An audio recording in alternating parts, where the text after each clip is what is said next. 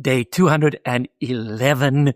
What an achievement. This is so amazing. I don't know when last you did, but you need to give yourself a pat on the back. You are doing phenomenally well, staying faithful and just growing in so many of these godly traits like perseverance and faithfulness and just discipline. I love it. I hope that you are loving it as much as I am and have been on this journey.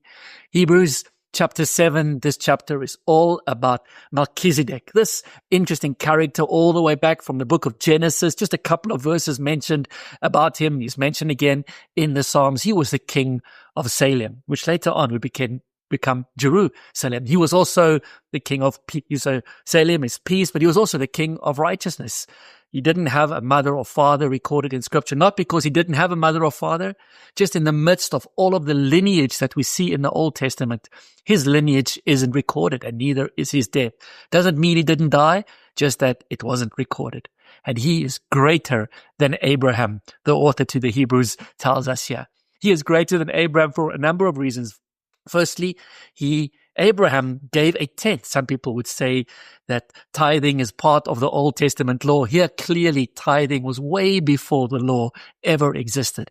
And Abraham brought a tenth to this high priest. And this high priest, in turn, he gave a blessing. And the greater gives the blessing to the lesser. In this case, Melchizedek is clearly greater than Abraham. Abraham, which represented the Jews and the whole Levitical system and the Aaron and the high priest that flow from that. And there's a change in priesthood from that Old Testament law to a Melchizedekian order. A priest, a high priest who is greater than Abraham and everything that Abraham represented.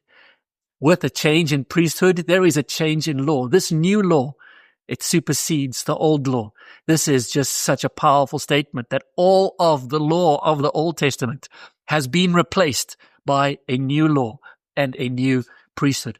All of the Levitical priests, they all died. Jesus, though, he lives forever. The Levitical priests had to make sacrifices every single day. The high priest, a new atonement sacrifice every year.